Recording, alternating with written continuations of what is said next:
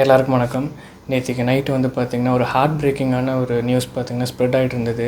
அதை பார்க்கும்போது அது ரூமராக தான் இருக்கும்னு நான் நினச்சேன். ஆனால் அது ரூமர் இல்லைன்னு நினைக்கும்போது ரொம்ப கஷ்டமாக இருந்தது. ஜனநாயகன் படத்தோட சில சீன்ஸ் பார்த்திங்கன்னா லீக் ஆயிடுச்சு அப்படிங்கிற மாதிரியான ஒரு ரூமர் வந்தது. சரி, இது ரூமராக தான் இருக்கணும் அப்படின்ட்டு நான் வந்து மனசில் வேண்டிட்டு அப்படியே இருந்தேன். கொஞ்ச நேரத்தில் பார்த்திங்கன்னா அந்த சீன்ஸோட ஃபுட்டேஜஸ் அப்புறம் ஃபோட்டோஸ்லாம் வந்து லீக் ஆச்சு. பார்க்கும்போது ரொம்பவே கஷ்டமாக இருந்தது. இன்னும் கொஞ்சம் நேரத்தில் பார்த்திங்கன்னா ஹோல் மூவியே பார்த்திங்கன்னா லீக் பண்ணியிருந்தாங்க அப்படின்ட்டு அதை பார்க்கும்போது இன்னுமே மனசுக்கு வேதனையாக இருந்ததுங்க. இது நார்மலாக பார்த்திங்கன்னா ஒரு என்ன சொல்கிறது, ஒரு ஃபோனில் எடுத்தோ அந்த மாதிரி தான் இருந்தது முதல்ல. ஹெச்டியாக வந்து ஃபுல் மூவி ரிலீஸ் ஆச்சுன்னு தெரிஞ்ச போது தான் இன்னுமே பார்த்திங்கன்னா அந்த சந்தேகம் உண்மையாச்சு. இல்லை, தெரிஞ்சே தான் கேட்குறேன். இது யார் பண்ணிங்கங்கிறது வந்து நல்லாவே தெரியும். அவங்கள தான் நான் கேட்குறேன். எங்கள் அண்ணன் விஜய் அண்ணன் தூத்துக்குடியில் பிரச்சாரத்துக்கு போனார். அங்கே மக்களோட செல்வாக்கு, மக்களோட அன்பு வெள்ளத்தில் அவர் பிரச்சாரம் செஞ்சதை பார்த்து பயந்துட்டிங்களா? இல்லை கேட்குறேன், பயந்துட்டிங்களாடா? பயந்தனால தானே படத்தை வந்து இந்த மாதிரி லீக் பண்ணி விட்ருக்கீங்க. இல்லைங்க, இது கூட நான் தனிநபர் யாரோ ஒருத்தங்க இந்த மாதிரி லீக் பண்ணியிருப்பாங்க, ஏதோ டைவர்ட் பண்ணுறதுக்காக லீக் பண்ணியிருப்பாங்க. நான் அப்படி தான் நினச்சேன். ஹெச்டியாக வந்து ரிலீஸ் ஆச்சுன்னு தெரிஞ்ச உடனே அதை பார்த்த உடனே, ஸோ கன்ஃபார்மாக அந்த நியூஸை பார்த்த உடனே கன்ஃபார்மே பண்ணிட்டேன், இது இவங்களோட வேலையாக தான் இருக்கும் அப்படின்ட்டு. என்ன மேலிடத்துலேயும் பயந்துட்டீங்க, இங்கே இருக்கிறவங்களுக்கு பயந்துட்டீங்க தானே. சரி, இந்த மூவியை வந்து லீக் பண்ணிட்டோம், இந்த படம் வந்து இனி தேட்டரில் வந்தால் யாரும் போய் பார்க்க மாட்டாங்க அப்படிங்கிற ஒரு நோக்கத்தில் பண்ணிங்க. ஸோ அதுக்கப்புறம் இந்த படம் வந்து இனி வெளியில் வந்துடுச்சு, அவரை வந்து முடக்கிடலாம் அப்படின்ட்டு ஒரு பிளான் பண்ணியிருப்பீங்க. இந்த மாதிரி இன்னும் என்னென்னலாம் நினச்சி நீங்கள் வந்து பண்ணிங்களோ அதெல்லாம் ஒன்றுமே நடக்காது. நாங்களாம் வந்து என்ன சொல்கிறது, டிவியிலே பார்த்திங்கன்னா கில்லியை ஒரு 100 தடவைக்கு மேலே பார்த்துருப்போம். நான் மட்டும் இல்லை, எல்லாருமே. ஸோ அந்த படம் ரீரிலீஸ் ஆன உடனே ஒரு பாக்ஸ் ஆஃபீஸ் கலெக்ஷனாக பார்த்திங்கன்னா அது வந்து இதாச்சு. தெரியுமா உங்களுக்கு? எந்த தைரியத்தில் இதெல்லாம் வந்து பண்ணுறீங்கிறத வந்து எனக்கு சத்தியமாக தெரியல. சென்சார் போர்டு இதெல்லாம் பார்த்துட்டு சும்மா இருக்காங்க தான் தெரியுது. இந்த படத்தில் வந்து மதத்தை வச்சு இது பண்ணியிருக்காங்க, அதுக்கப்புறம் இராணுவத்தை வந்து ரொம்ப இதாக காட்டியிருக்காங்க, என்னென்னமோ சொல்லி இந்த படத்தை வந்து சென்சார் கிடைக்காம இந்த படத்தவே ஆல்மோஸ்ட் இப்போது ஓட விடாமல் பண்ணிட்டீங்க. இனி எலெக்ஷனுக்கு அப்புறம் அங்கே தான் அப்படிங்கிற மாதிரிலாம் கொண்டு வந்துட்டீங்க. ஸோ அப்படி இருக்கும்போது அந்த படத்தை நீங்கள் வந்து ஒரு சிங்கிள் பிட்டும் கூட நீங்கள் வெளியில் வராமல் தானே பார்த்துக்கணும். இது எப்படி நடந்தது? ஸோ அப்போ அவங்க யார் கண்ட்ரோலில் இருக்காங்கிறது வந்து சத்தியமாக தெரியல. ஸோ அது இப்போ இந்த டவுட்டு வந்து இல்லை, அப்போயே அந்த டவுட் இருந்தது. இப்போ அந்த டவுட் வந்து கன்ஃபார்ம் ஆகிடுச்சு. அந்த நபர் பார்த்திங்கன்னா எனக்கு மட்டும் இல்லை, எல்லாத்துக்கும் அவங்க மேலே சரியான கோவத்தில் இருக்காங்க. இல்லை, உங்களுக்கெலாம் வந்து எவனோ ஒருத்தன் சொல்கிறான் அப்படின்ட்டு நீயும் வந்து அதை இது பண்ணியிருக்க பார்த்தியா? அந்த படத்துக்கு பின்னாடி ஒருத்தர் மட்டும் கிடையாதுடா, 1000 2000 பேர் இருக்காங்க. தெரியுமா உனக்கு? என்ன தைரியத்தில் நீங்கள் வந்து ஒருத்தங்க பேச்சை கேட்டுட்டு இதெல்லாம் பண்ணுறீங்கிறது வந்து சுத்தமாக தெரியல. 1000 குடும்பம் இருக்குது அதில், தெரியுங்களா? அவ்வளோ பேர் வேலை பார்த்துருக்காங்க.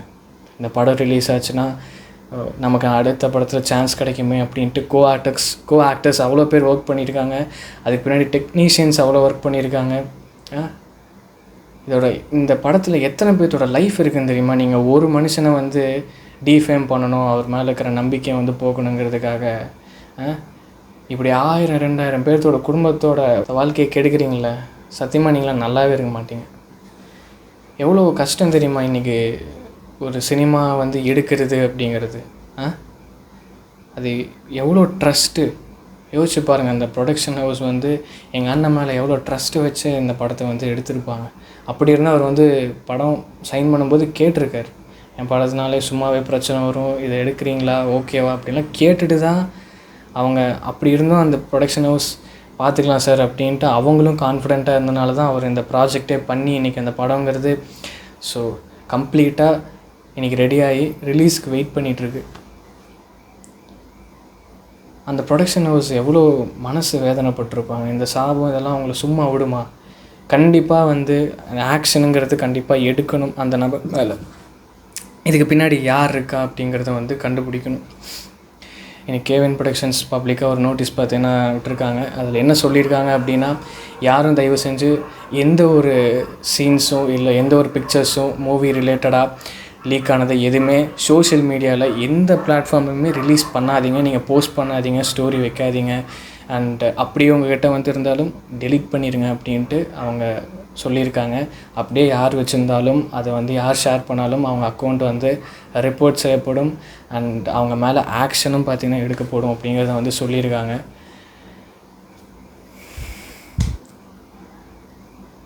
ரொம்ப வேதனையாக இருக்குது இன்றைக்கி. சரி, ஓகே, அண்ணன் இன்றைக்கி பிரச்சாரம் பண்ணுறாரு, ஸோ ஏதாவது இதை பற்றி பேசுவார், இல்லை ஒரு மாதிரியாக ஏதோ ஒரு ரியாக்ஷன் கொடுப்பாருன்னு பார்த்தா அதுதானே நீங்கள் ஆசைப்பட்டீங்க, அதாண்டா இங்கே நடக்கலை. அவர் பாட்டுக்கு மக்கள் வெள்ளத்தில் அவர் பாட்டுக்கு பிரச்சாரம் பண்ணிவிட்டு சந்தோஷமாக போயிட்டுருக்காரு. இல்லை, நீங்கள் இதை பார்த்து இனி வருத்தப்பட்டிருப்பீங்க, இதை பார்த்து வயிறு எரிஞ்சிருப்பீங்க. ரோட்டில் மக்களோட மக்களாக சைக்கிளில் போனதை பார்த்து வயிறு எரிஞ்சிருப்பீங்கன்னு நினைக்கிறேன். அதுக்கு நீங்கள் என்ன பண்ண போகிறீங்கன்னு தெரியல. அவர் இதை பற்றியெல்லாம் பெருசாக எடுத்துக்க மாட்டார், ஓகேங்களா? அவர் இதை மனசுலேயே வச்சுக்க மாட்டார். ஏன்னா அவருக்கு யார் முக்கியம் தெரியுமா? நாங்கள் முக்கியம், அவரோட மக்கள் முக்கியம். புரியுதுங்களா? ஸோ எங்கள் வீட்டில் இருக்கிற ஒருத்தருங்க, என்ன வேணாலும் பண்ணுங்கள், சரியா? இல்லை, நான் இதை வந்து சீரியஸாகவே சொல்கிறேன், மனசுலேருந்து சொல்கிறேன், நான் மட்டும் இல்லை, எல்லோரும் என்ன வேணாலும் பண்ணுங்கள், ஓகேவா? அவர் எங்கள் வீட்டில் ஒருத்தர், எங்கள் வீட்டில் இருக்கிற ஒருத்தரை யார் நினச்சாலும் பிரிக்கவே முடியாது. அந்தளவுக்கு எங்கள் மனசில் இருக்கார். உங்களுக்கெல்லாமா இன்னமாடா புரியல? நாங்கள் உறவு முறை வச்சு அவரை கூப்பிட்ருக்கோம், அண்ணன் கூப்பிட்றோம், தம்பின்னு கூப்பிட்றோம், மகன்னு கூப்பிட்றாங்க. இன்னமாடா உங்களுக்கு வந்து புரியல? இந்த உறவெல்லாம் வந்து அவ்வளோ சீக்கிரத்தில் பிரிக்க முடியாதுன்னு வந்து இன்னமா உங்களுக்கு புரியல?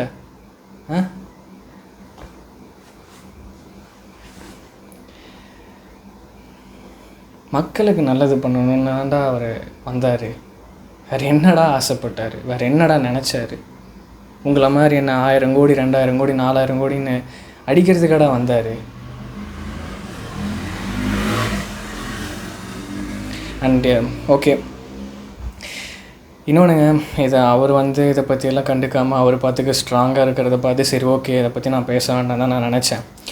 அண்ட் ஓகே, இல்லீகலாலாம் ஆக்ஷன் எடுத்துருவாங்க அப்படின்லாம் தான் நானும் சரி ஓகே இதை பற்றி பேச வேண்டாம்னு நினச்சேன். ஆனால் நம்ம அண்ணனுக்கு குரல் கொடுக்கலைன்னா வேறு யாருக்குங்க நம்ம குரல் கொடுக்க போகிறோம்? அதுக்காக தாங்க. அண்ட் நிறையா சந்தோஷமாக இருந்ததுங்க இந்த விஷயத்தை பார்க்கும்போது. நம்ம தமிழ் இண்டஸ்ட்ரியில் நிறைய ஆக்டர்ஸ் பார்த்திங்கன்னா ஜனநாயகனுக்கு சப்போர்ட் பண்ணி பேசியிருந்தாங்க. ரொம்ப சந்தோஷமாக இருக்குது. எல்லாத்து சார்பாகவும் நான் நன்றி உங்களுக்கு சொல்லிக்கிறேன். அண்டு இதை விட இன்னொரு படி மேலே போய் மற்ற சினி இண்டஸ்ட்ரியில், அதாவது மற்ற லாங்குவேஜில் இருக்கிற சினி இண்டஸ்ட்ரி பீப்புளும் பார்த்திங்கன்னா அவங்களும் வந்து சப்போர்ட் பண்ணி போஸ்ட்லாம் போட்டிருக்காங்க, அவங்களும் ட்வீட்லாம் போட்டிருக்காங்க. அதெல்லாம் பார்க்கும்போது மனசுக்கு ரொம்பவுமே சந்தோஷமாக இருந்தது. அவங்களுக்கும் இந்த நேரத்தில் நன்றியை தெரிவிச்சுக்கிறேன். அண்ட் தயவு செஞ்சு யாரும் எதையும் வந்து பார்க்காதீங்க, ஷேர் பண்ணாதீங்க. அண்ட் இன்னொன்று சில விஷயம்லாம் பார்க்க முடியுது. நம்மளோட அண்ணனோட ஃபோட்டோ வச்சுட்டு ஃபேன் பேஜுங்கிற மாதிரி ஒரு பொய்யான பின்பத்தை க்ரியேட் பண்ணி அதுலேயும் வந்து இந்த லீக்டு வீடியோஸ் அண்டு சீன்ஸ் எல்லாம் வந்து போட்டுட்ருக்காங்க. இது சத்தியமாக தளபதி ஃபேன், தளபதி தொண்டன் இதை பண்ணவே மாட்டான், வேறு எவனோ ஒருத்தன் பண்ணுறான், அது மட்டும் நல்லா தெரியுது. அண்டு என்ன வேணாலும் பண்ணுங்கள், ஓகேங்களா? லீகலாக ஆக்ஷன் எடுக்கப்படும். அந்த உங்களோட அக்கௌண்ட்டில் டெர்மினேட் ஆகிடும், ரிப்போர்ட் அடிச்சிடுவாங்க. இது இன்றைக்கி தான் நேற்றுக்கு நடக்கிறது இல்லைங்க. தலைவா படம் உங்களுக்கு தெரியும், அதே தான் மறுபடியும் இப்போ நடக்குது. அந்த படத்துக்கு எந்த ப்ராப்ளம்ஸ், எவ்வளோ ப்ராப்ளம்ஸ் வந்தது உங்களுக்கு நல்லாவே தெரியும். ரொம்ப நாள் கழித்து தான் இங்கே ரிலீஸ் ஆச்சு. அதுக்கு முன்னாடியே வந்து சீரியல்லாம் வந்து அதில் லீக் பண்ணி எல்லாத்து வீட்லேயும் பார்த்துட்டாங்க. அப்படி இருந்தும் படம் வந்து தேட்டரில் ரிலீஸ் ஆன உடனே மக்கள், லட்சக்கணக்கான மக்கள், கோடிக்கணக்கான மக்கள் பார்த்திங்கன்னா அந்த படத்தை போய் பார்த்து தலைவா படத்தை நல்ல ஒரு பிளாக் பஸ்டர் ஹிட்டாக பார்த்திங்கன்னா மாற்றி கொடுத்தாங்க. ஸோ ஜனநாயகன் படமும் தேட்டரில் வந்ததுன்னா நாங்கள் கோடிக்கணக்கான மக்கள் பார்த்திங்கன்னா எல்லா வயசில் இருக்கிற மக்களும் போவாங்க. சின்னதுலேருந்து பெரிய வயசில் இருக்கிறவங்க வரைக்கும் குடும்பம் குடும்பமாக போய் அந்த படத்தை பார்த்து நாங்கள் கொண்டாட போகிறோம். கேவின் ப்ரொடக்ஷன்ஸ் கவலைப்படாதீங்க, நீங்கள் எந்த அளவுக்கு இந்த படத்தில் இன்வெஸ்ட் பண்ணியிருக்கீங்கிறது எங்களுக்கு நல்லாவே வந்து தெரியும். அதை விட 100 மடங்கு நாங்கள் உங்களுக்கு கலெக்ஷன் வந்து பண்ணி கொடுப்போம். எங்களை நம்பி இருங்க. அண்ட் இன்னொரு முடிவு நாங்களாம் வந்து எடுத்துகிட்டு இப்படி தான் நாங்கள் இப்போது ரீசெண்டாக வாழ்ந்துகிட்ருக்கோம். என்னென்னா, அண்ணனோட படம் வந்து ஜனவரி ரிலீஸ் ஆக போகுது.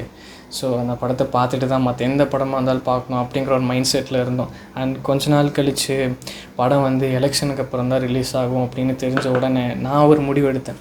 இனிமேல் அண்ணன் படம் வந்ததுக்கப்புறம் தான், அந்த படத்தை பார்த்ததுக்கப்புறம் தான் எந்த படமாக இருந்தாலும் தேட்டரில் போய் நம்ம வந்து பார்க்கணும்.